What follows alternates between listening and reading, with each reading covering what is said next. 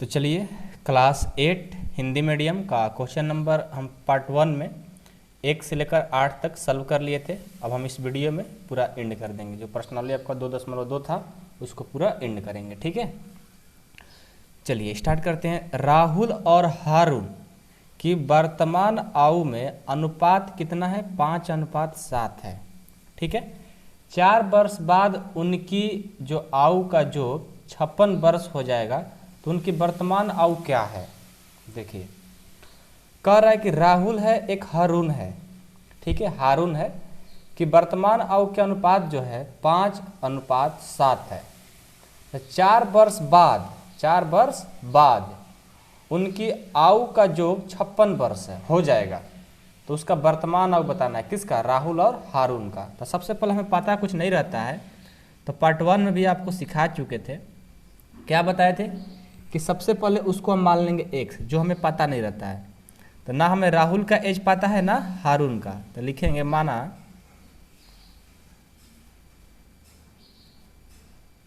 माना कि राहुल की वर्तमान आयु, राहुल की वर्तमान आयु कितना मान लेंगे? देखो राहुल और हारून की वर्तमान आयु का अनुपात कितना भी दिया हो? 5:7। ये 5 दिया है ना, जिसका वर्तमान आयु हमें पता नहीं है तो 5x कर लेंगे। पहला जो होता है राहुल के लिए, दूसरा क्या होगा? हारून के लिए, तो इसका हो जाएगा 7x। और इसी में और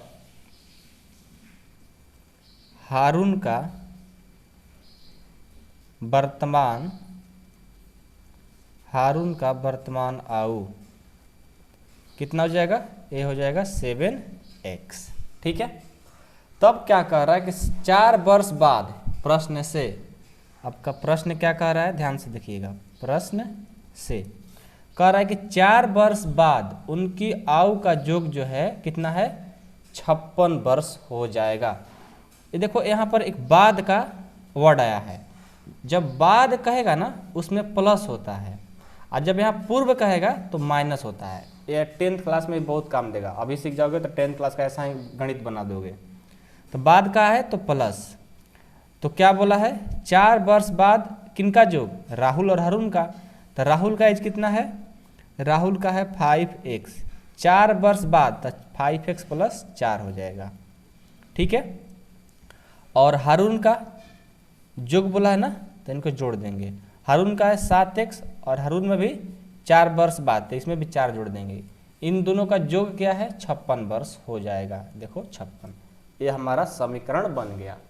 अब समीकरण बन गया तो आराम से सॉल्व कर दो।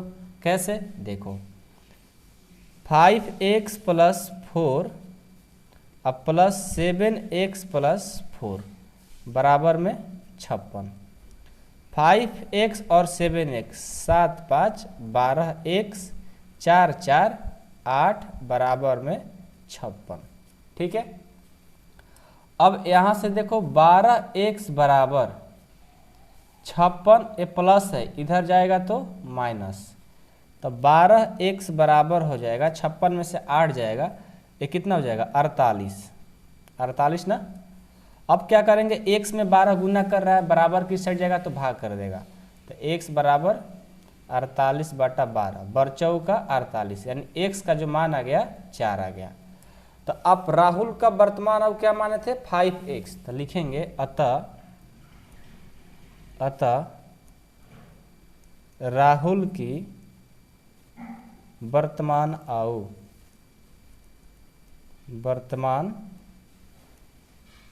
क्या माने थे? 5x। 5x कहने का मतलब 5 का 5, x का मान 4, ये हो गया 20। और हारून की वर्तमान आयु क्या माने थे? 7x। तो 7 × 4 कितना हो जाएगा? 28। तो ये हो गया हारून का वर्तमान आयु 28 यानी 28, और राहुल की वर्तमान आयु 20। ये आपका आंसर, यही आपसे पूछा गया था, ठीक है। तो मैं उम्मीद करता हूँ कि आप सभी को समझ में आ गया होगा। अब हम 10वां देखते हैं इसका। 10 नंबर है कि किसी कक्षा में बालक और बालिकाओं के संख्याओं के अनुपात 7:5 है। ये जो है ना, इसका अनुपात नाम है। यदि बालकों की संख्या बालिकाओं की संख्या से 8 अधिक है तो कक्षा में कुल कितने विद्यार्थी हैं? समझो इसको। क्या बोला है? कोई कक्षा है, क्लास है, बालक और बालिकाओं की संख्या का जो अनुपात है 7:5 है।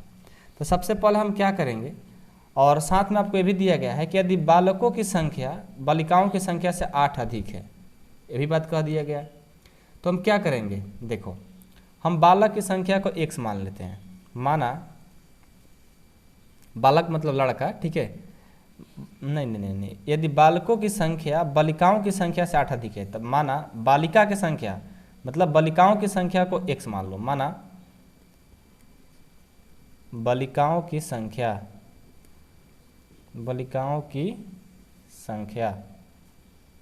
क्या है?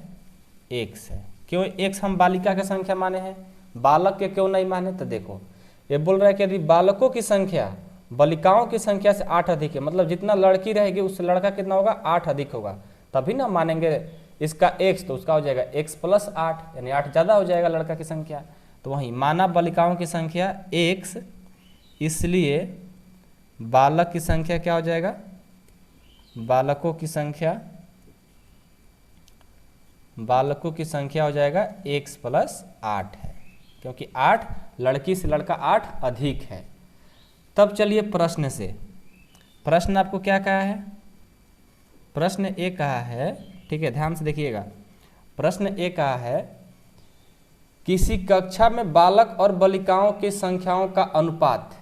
तो देखो बालक और बालिकाओं की संख्याओं का अनुपात, तो क्या हो जाएगा यहाँ से? x + 8। पहले बालक है ना, तो बालक लिख दिए। यहाँ पर देखो किसी कक्षा में बालक तो बालक, फिर बालिकाओं तो बालिकाओं, बालिका कितना है? x। अब आप कहेंगे सर बाटा में आप कैसे कर दिए? तो देखो यहाँ अनुपात में बोला है कि किसी कक्षा में बालक और बालिकाओं की संख्याओं का अनुपात, अनुपात मतलब बाटा में ही होता है, ठीक है। 7:5 है। कितना है? 7:5 है। तो इसको भी हमने बाटा में कर लिया। समझ में आया बात? नहीं आया? देखो फिर से, बालिकाओं की संख्या को हमने x, तब बालक की संख्या उससे 8 अधिक है तो x + 8 हो गया। अब शुरू से प्रश्न आपको क्या दिया है कि किसी कक्षा में बालक और बालिकाओं की संख्याओं का अनुपात, अनुपात कहने मतलब बाटा में, ठीक है। तो बालिका पहले बालक था तो बालक है x + 8, तो x + 8 हो गया। उसके बाद बालिका x, बाटा में x कितना दिया है? 7:5। अनुपात का मतलब बाटा में 7:5 कर दिए, 7/5 कर दिए। अब इसी को सॉल्व कर देंगे। सिंपल सॉल्व करो। कैसे करेंगे? इसको क्रॉस मल्टीप्लिकेशन करा देंगे, मतलब तिरछा तिरछी गुना। ये जा किस में गुना कराएगा? तो 5 × x + 8 और x ले 7 से करेंगे x × 7। तो 5 ले और x ले करेंगे, ये हो जाएगा 5x, और बीच में बराबर का साइन आ जाता है तो इम्प्लाई डेट का साइन यहाँ पर देना जरूरी है, नहीं तो एग्जामिनर नंबर काट देगा। 5 ले और x ले 5x, 5 ले और 8 से करेंगे 8 × 5 = 40, 7 से और x से करेंगे 7x। अब देखो ये 5x है, ये प्लस है ना, इधर आएगा तो माइनस हो जाएगा, और बराबर में 40 तो 40। अब देखो 5x में से 7x को माइनस करेंगे, कितना आएगा? -2x। माइनस क्यों आया भैया? क्योंकि बड़ा का साइन जो रहता है वहीं लिखा जाता है, बराबर में 40, ठीक है। अब देखो अब क्या करेंगे कि यहाँ से ध्यान दो, एक बात और ध्यान दो, ये जब 7x प्लस था इधर है तो माइनस हो गया, और जब हम इस 40 को इधर लेकर गए अब प्लस है तो माइनस नहीं होगा? होगा। तो ये भी हो गया माइनस में, ठीक है। तो ये माइनस है और यहाँ भी माइनस है, माइनस में दोनों कट गया। x में 2 गुना कर रहा है तो बराबर के इस साइड आएगा तो क्या कर देगा? भागा। ये आ जाएगा x = 20। यानी देखिए x क्या था? बालिकाओं की संख्या था। लिखेंगे अतः बालिकाओं की संख्या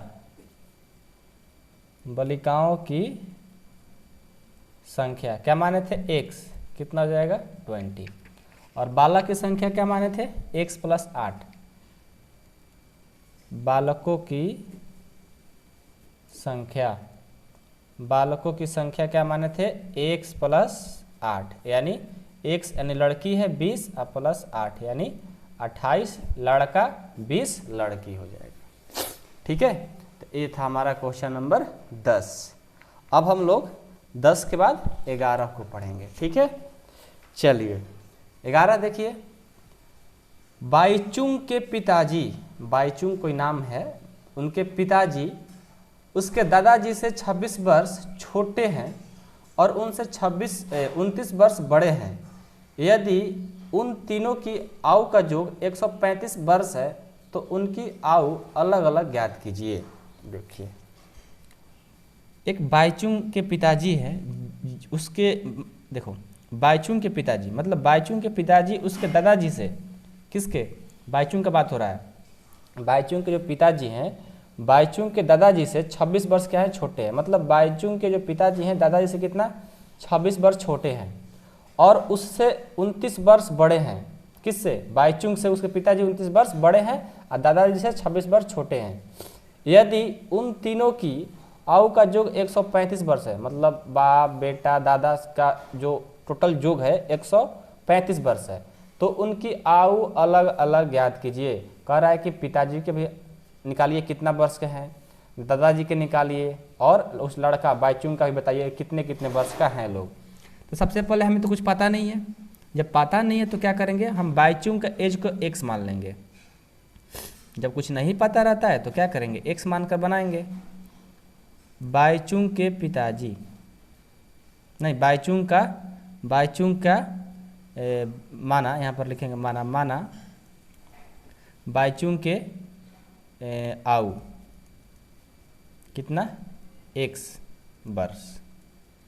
ठीक है, इसलिए उसके पिताजी का क्या हो जाएगा, पिताजी का आयु, पिताजी का आयु कितना हो जाएगा, देखो बाईचुंग से कितना वर्ष बड़े हैं, 29 वर्ष, ये हो जाएगा x प्लस 29, कितना हो जाएगा, x प्लस 29 वर्ष।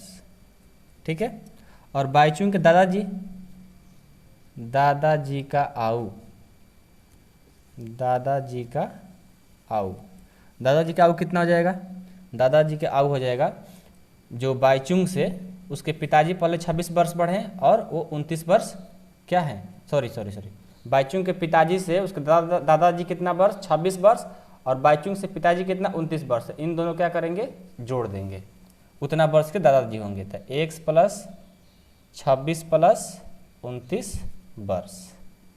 ठीक है, ये हो गया दादाजी का एज। तो सबसे पहले हम क्या करेंगे, आपको क्या दिया गया है कि यदि उन तीनों की आयु का योग जो है 135 वर्ष, इनका और इनका, दादा बेटा नाती, तीनों का क्या प्रश्न से लिखेंगे, तीनों का जो एज है 135 वर्ष है। तो x plus 29 plus x plus 26 plus 29, इन तीनों का एज कितना है, 135, तीनों को जोड़ करके 135 एज दिया गया है। तो अब आराम से निकाल दो।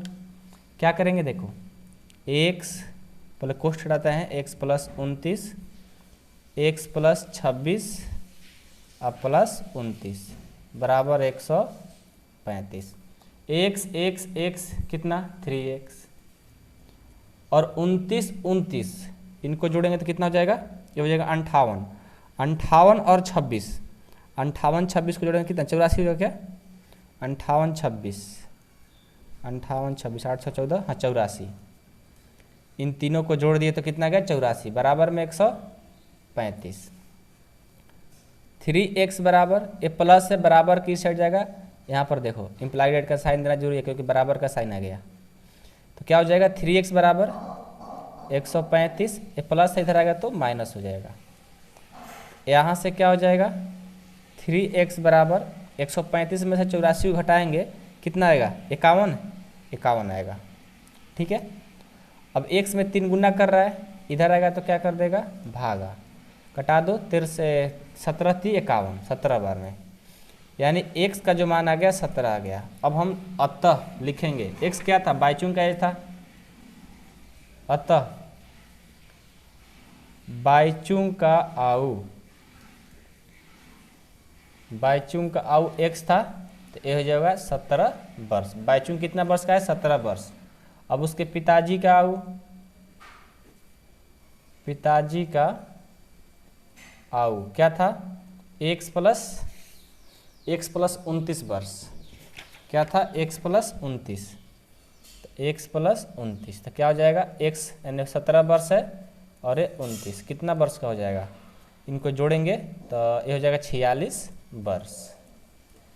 अब उसके दादाजी का, दादाजी का आयु क्या था? x प्लस 26 प्लस 29, x यानी 17 प्लस 26 और प्लस 29, इन तीनों को जोड़ेंगे कितना वर्ष हो जाएगा? 7 7 7 7 7 7 7 जोड़ेंगे तो ये हो जाएगा 72 यानी 72 वर्ष। ये हो जाएगा 72 वर्ष। देखो बाईचुंग का उस 17 वर्ष था, पिताजी का उसके 46 और उसके दादाजी का 72 वर्ष। तो ये हमारा आंसर हो गया। ठीक है, ये सब क्वेश्चन बनाने में बहुत अच्छा भी लगता है। ठीक है, बहुत चीज़ सीखने को मिलता है। ओके, अब चलिए, अब हम 12 नंबर, 15 वर्ष बाद रवि की आयु उसकी वर्तमान आयु से 4 गुनी हो जाएगी, तो रवि की वर्तमान आयु क्या है? अच्छा देखो, हमें तो पता नहीं है वर्तमान आयु, तो क्या करेंगे? माना रवि का वर्तमान आयु x, माना रवि की वर्तमान आयु क्या है? x वर्ष हमने मान लिया। ठीक है, तब क्या बोल रहा है कि 15 वर्ष बाद रवि क्या उसके वर्तमान आयु से 4 गुनी हो जाएगी, इसी में बोल रहा है ना। इसलिए 15 वर्ष बाद, 15 वर्ष बाद रवि की आयु जो है, रवि की आयु जो है वो कितना हो जाएगी? 4 गुनी, उसके वर्तमान आयु की 4 गुनी। तो 4 वर्तमान आयु x है तो 4x हो जाएगी। तब कह रहा है कि रवि की वर्तमान आयु क्या है? रवि की वर्तमान आयु क्या है? तो देखो, सबसे पहले प्रश्न से चलो, प्रश्न से क्या बोला है? 15 वर्ष बाद रवि की वर्तमान आयु, 15 वर्ष बाद रवि की वर्तमान आयु उसकी रवि की आयु उसकी वर्तमान आयु से 4 गुनी हो जाएगी। तो रवि की वर्तमान आयु देखो, 15 वर्ष बाद बोला है ना, 15 वर्ष बाद। पहले तो इसका जो 15 वर्ष बाद रवि की जो आयु है वो कितना है? 4x। कितना है? 4x। और उसके बाद क्या हो रहा है? 15 वर्ष बाद किससे? वर्तमान आयु से, यानी x प्लस 15, मैंने वर्तमान आयु से 15 वर्ष बाद, मतलब बाद कहने का मतलब जुड़ाएगा, प्लस होगा। ठीक है, इतना है। तब क्या करेंगे? इसका वर्तमान आयु बताइए, तो आराम से देखो 4x, ये प्लस x से इधर आएगा तो माइनस x बराबर में 15, इसको घटाएंगे तो 3x बराबर में 15, x बराबर क्या हो जाएगा? ये गुना कर रहा है, इधर आएगा तो भाग, तो 15/3 5, यानी x बराबर कितना आ गया? 5। तो रवि के वर्तमान आयु कितना हो गया? लिखेंगे अतः रवि की वर्तमान आयु, वर्तमान आयु x यानी 5 वर्ष, आंसर। ठीक है, चलिए ये भी समझ में आ गया। अब 11 भी हो गया, 12 भी हो गया, अब हम 13 देखेंगे। ठीक है, 13 देखिए, एक परिमेय संख्या को 5/2 से गुना कर 2/3 जोड़ने पर इतना प्राप्त होता है, तो वह संख्या क्या है? तो संख्या पता नहीं है तो पहले हम मान लेंगे। क्या कहेंगे?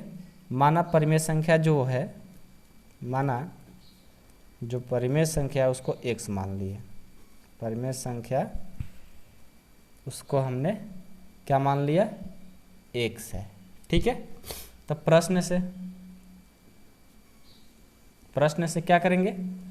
एक परिमेय संख्या को 5/2 से गुना कर इतना जोड़ने पर इतना प्राप्त होता है।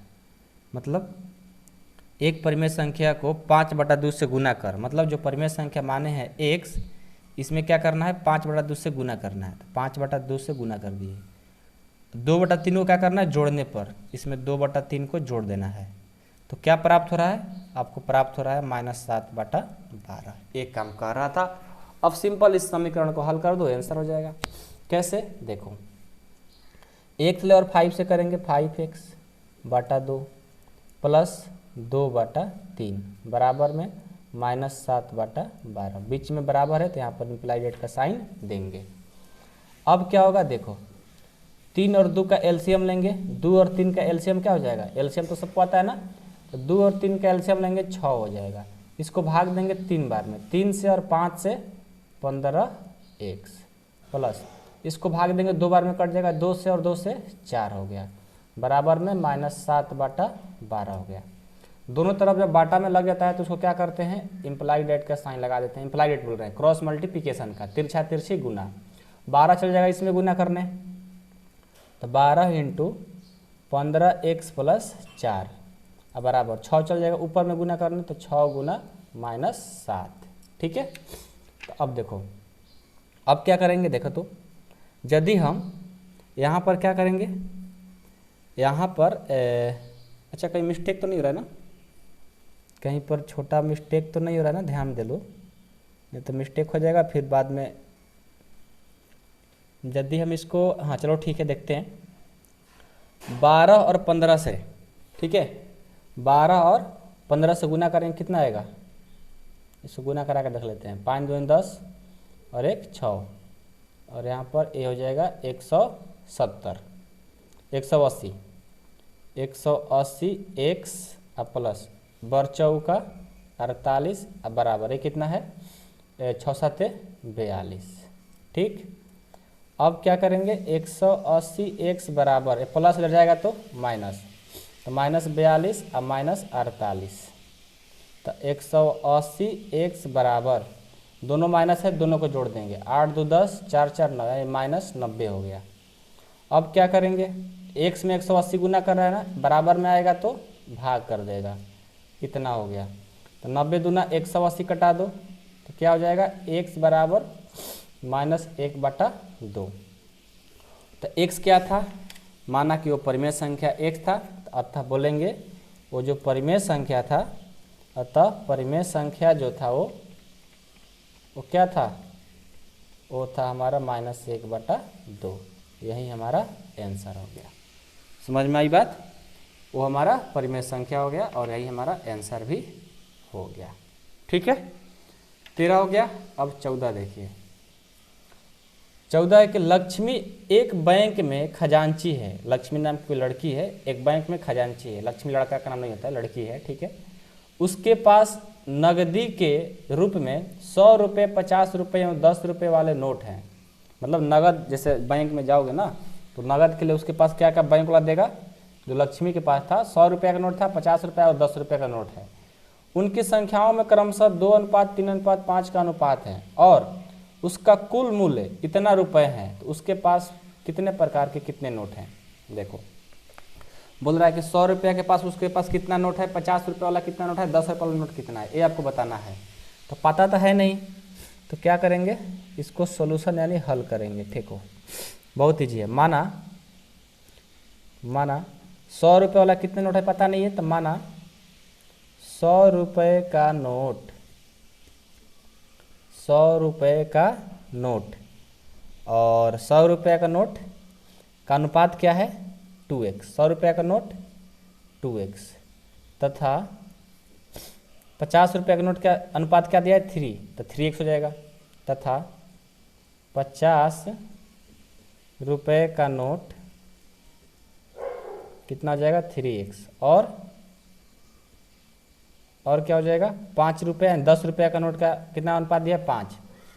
10 रुपये का नोट क्या दिया है, 5 ना, तो 5x। ओके, अब देखो यदि उनका कुल मूल्य, मतलब 100 रुपये वाला, 50 रुपये वाला और 10 रुपये वाला कुल मूल्य कितना है, 4 लाख। ठीक है, तो क्या करेंगे, सबको जोड़ देंगे प्रश्न से या प्रश्नानुसार, एक ही बात है। जोड़ो तो 100 रुपये का 2x है ना, 100 रुपये का कितना नोट, 2x, तो 100 × 2x प्लस 50 रुपये के 3, तो 50 × 3x 10 रुपये का 5, 10 गुना 5x, टोटल कितना है 4 पर 5 को 0, इतना नोट है। अब इनको हल करो, 100 दूना 200x, 50 दिया 150x, 10 पचे 50x, बराबर में 4 पर 5 को 0।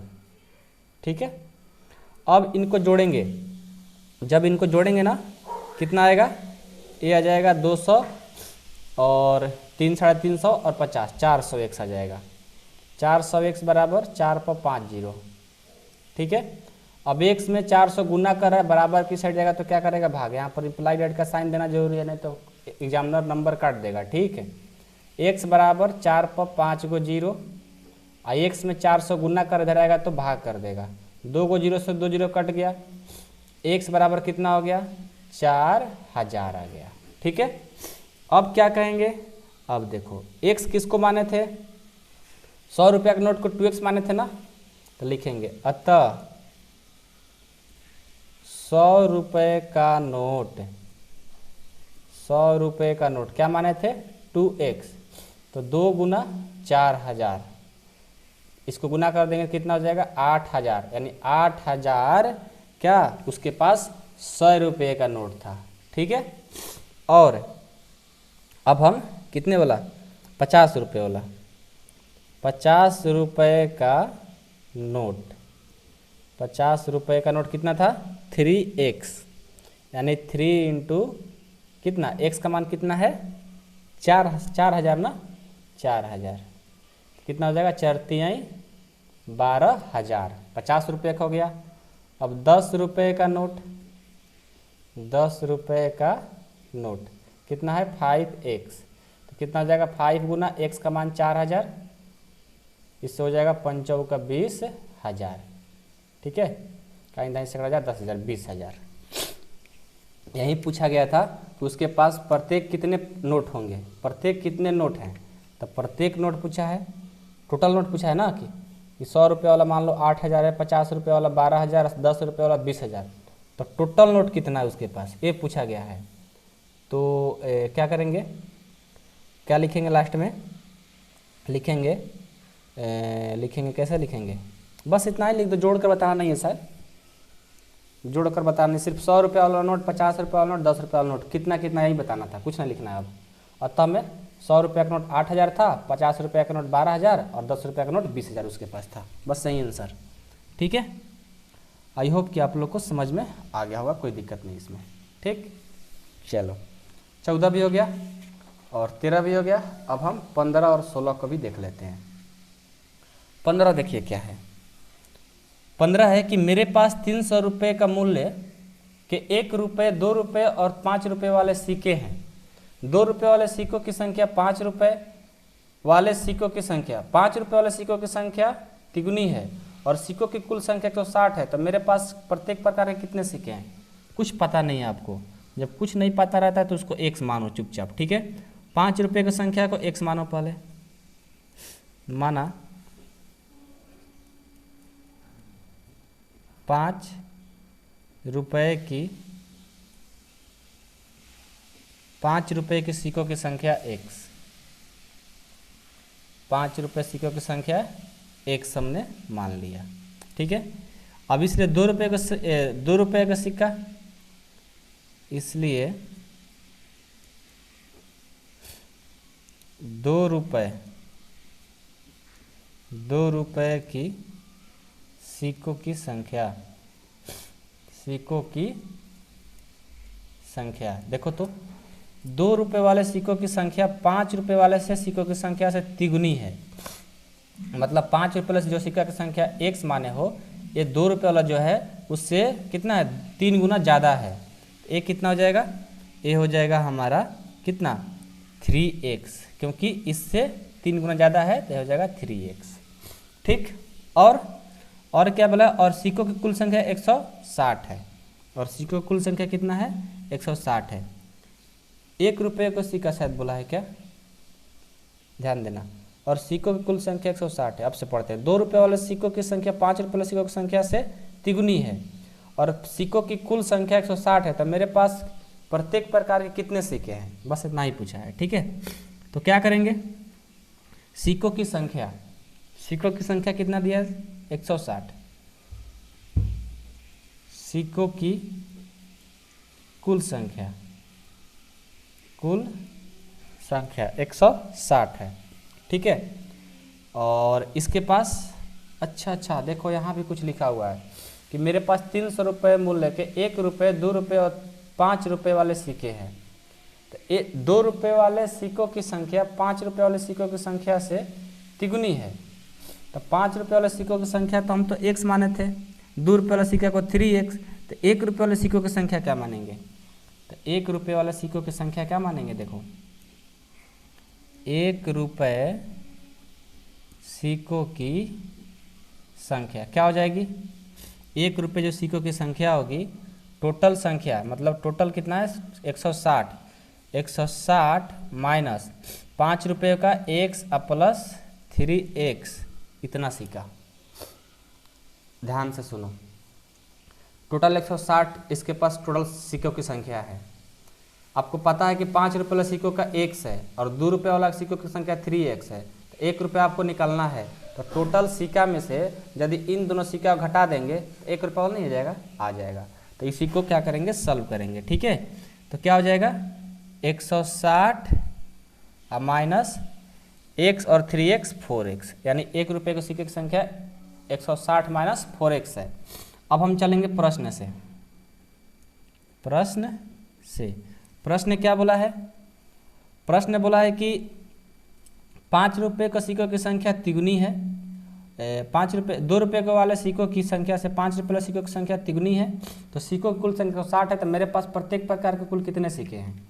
तो प्रश्न से सबसे पहले तो हमारे पास जो 5 रुपये वाला था वो हो जाएगा 5 × x प्लस 2 रुपये वाला था, लेकिन वो कितना सिक्कों की संख्या है 3x, तो ये हो जाएगा 2 × 3x, ठीक है। अब प्लस और कितना है 1 रुपया वाला 160 माइनस 4x, टोटल सिक्कों की संख्या 300, तो ये लिख दो 300। अब इसको सॉल्व कर लो, 5x 6x 160 माइनस 4x बराबर में 300। अब बीच में बराबर का साइन, तो यहाँ पर इम्प्लाइड एड का साइन देना जरूरी है, ठीक है। 5x 6x 9 11x, 11x में से 4 घट जाएगा तो 7x, और ये माइनस इधर जाएगा तो प्लस हो जाएगा, तो 300 और प्लस 160, ये हो जाएगा 7x बराबर 460। तो x बराबर क्या होगा, गुना कर रहेगा तो भाग करेगा 460 बटा 7। इसको कटा दो, कटेगा क्या, ये तो लग रहा है कट पे नहीं करेगा, नहीं कटेगा तो क्या करेंगे, नहीं कटेगा तो क्या किया जाएगा बोलो, जब नहीं कटेगा तो क्या कर सकते हैं हम, इसको कटाने का कोई उपाय लगाया जाए। 7 से 7 नहीं जाएगा, कहीं गलत तो नहीं हो रहा है ना, कहीं हम लोग का गलत तो नहीं हो रहा है ना। 5x 6 5 11, 11 में से 4 जाएगा 7 ही आएगा, ठीक। और ये माइनस था, इधर जाएगा तो प्लस ही होगा, ठीक। ये तो कोई दिक्कत नहीं है, लेकिन कहीं तो मिस्टेक हो रहा है, मिस्टेक तो हो ही रहा है, क्योंकि कुछ ना कुछ मिस्टेक है। क्यों मिस्टेक है, अच्छा यहाँ पर प्लस है तो यहाँ पर माइनस कैसे हो गया था, ये प्लस होगा यार, ठीक है। जब ये प्लस तो इधर आएगा तो माइनस, देखो छोटा सा मिस्टेक हो रहा था और गलत हो रहा था हम लोग का। तो 300 में से 160 जाएगा, ये आएगा 140, ये आएगा 140, इसको कटा दो, अब 20 बार में कट जाएगा, यानी x बराबर क्या आ गया 20। अब लिखो 5 रुपये के सिक्कों की संख्या क्या था, क्या मानने थे, 5 रुपये सिक्कों की संख्या क्या माने थे x, तो वो हो गया 20। और क्या माने थे 2 रुपये को सिक्के की संख्या, 2 रुपये सिक्कों की संख्या क्या माने थे 3x, तो 3 गुना x का मान 20 है, ये 60 हो जाएगा।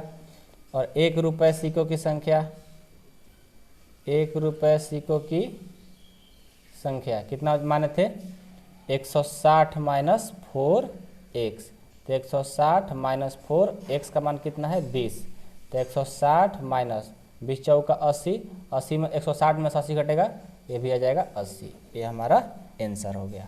ठीक है, तो आई होप कि आप लोग को ये भी समझ में आ गया होगा। अब एक लास्ट क्वेश्चन है 16 नंबर, इसको भी देख लो। कह रहा है कि एक निबंध प्रतियोगिता में आयोजकों ने तय किया कि प्रत्येक विजेता को 100 रुपये और प्रत्येक विजेता को 100 रुपये और विजेता को छोड़ करके प्रत्येक प्रतिभागी को 25 रुपये पुरस्कार के रूप में दिए जाएंगे। यदि पुरस्कारों की बांटी गई राशि इतना है रुपये थी तो कुल 63 प्रतिभागियों में विजेताओं की संख्या ज्ञात कीजिए। देखो, कोई एक प्रतियोगिता हो रहा है जिसमें जो विजेता होगा उसको 100 रुपया मिलेगा और जो विजेता को छोड़ करके जितने भी लोग हैं उनको 25 रुपया, और टोटल पुरस्कार की जो राशि है 3000 रुपया है, और उसमें टोटल जो प्रतियोगिता में भाग लिए हैं वो 63 हैं। तो बोल रहा है कि विजेताओं की संख्या ज्ञात कीजिए, प्रतियोगिता में विजेताओं की संख्या कितनी होगी। ठीक है, ये पूछ रहा है। तो सबसे पहले हमें कुछ पता नहीं है, पता नहीं है ना, पता है कुछ कुछ। क्या पता है कि इसमें टोटल धनराशि 3000 है, तो इसको पहले लिख लो। जो पता है उसको लिख लेंगे, जिसको पता नहीं उसको हम मान लेंगे x। तो पुरस्कारों में बांटी गई कुल राशि, पुरस्कारों में बांटी गई कुल राशि कितना है, 3000। ठीक है, अब देखो, अब क्या करेंगे, सबसे पहले 100 रुपये का ना, माना 100 रुपये में, माना 100 रुपये के विजेता, 100 रुपये के विजेता की संख्या उसको मान लो x। ठीक है, और विजेता को छोड़कर प्रतिभागियों की संख्या, विजेता को छोड़कर प्रतिभागियों की संख्या, प्रतिभागियों की संख्या कितना हो जाएगा, टोटल कितना 63 है ना, तो 63 और विजेता x, तो 63 प्लस x हो जाएगा। सॉरी ये टोटल 63 और विजेता की संख्या जब दे दिया जाएगा तो घट जाएगा ना, 63 माइनस x, क्योंकि जो टोटल जो बच्चे हैं 63 हैं, विजेता को देना है अलग 100 रुपये का नोट, तो वो हो गया x। यानी विजेता को छोड़कर प्रतिभागियों की संख्या कितना बच जाएगा, क्योंकि x जो है विजेता है, तो जब विजेता हो गया तो बाकी जो नहीं विजेता वही ना बचेंगे, तो 63 में से घटा देंगे, तो वो क्या बचेंगे, विजेता को छोड़कर प्रतिभागियों की संख्या। ठीक है, अब प्रश्न से चलो, प्रश्न क्या बोला है, देखो प्रश्न बोला है कि 100 रुपये और विजेता के छोड़कर प्रतिभागियों की संख्या 25 रुपये के पुरस्कार के रूप में दिए जाएंगे। यदि पुरस्कारों में बांटी गई धनराशि इतना है तो कुल 63 प्रतिभागियों की विजेता संख्या बताना है। तो क्या करेंगे हम, सबसे पहले माना 100 रुपये के विजेता नोट्स को x माने थे, तो कितना हो जाएगा 100 इंटू x। ठीक है, अब प्लस 25 रुपया देना है किसको, जो लोग विजेता नहीं हुए हैं, तो 25 इंटू नहीं का कितने हैं 63 माइनस एक्स, 63 माइनस एक्स। ठीक है, और टोटल पैसा कितना है 3000। बात को समझे, देखो विजेता की संख्या x है, हमें पता नहीं है, विजेता की संख्या x है, उनको कितना रुपया दिया जा रहा है 100 रुपया, विजेता की संख्या x, इनको कितना मिला 100 रुपया, प्लस विजेता को छोड़कर कितने लोग हैं, जब विजेता जो लोग नहीं हो रहे हैं उनको कितना मिल रहा है 25 रुपया, और इनका संख्या कितना है 63 माइनस एक्स है, तो 25 गुना 63 माइनस एक्स, और टोटल संख्या कितना है 3000। अब इसको सॉल्व कर लो, 100x प्लस 25 ले और 63 से गुना करेंगे तो 5 15, ये हो जाएगा 1575। 25 63 को आप गुना करके चेक कर लेना, 1575 आएगा, माइनस 25 ले और x ले करेंगे 25x बराबर में 3000, और बीच में बराबर का साइन है तो यहाँ पर इम्प्लाई डेट का साइन देना बहुत जरूरी है, नहीं तो एग्जामिनर नंबर काट देगा तो हमको नहीं करना। ठीक है, अब 100 में से 25 जाएगा 75x, अब प्लस 1575 बराबर इतना।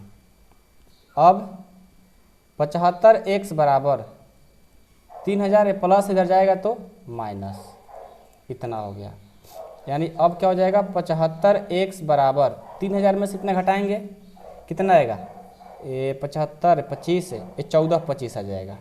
ठीक है, 14 25।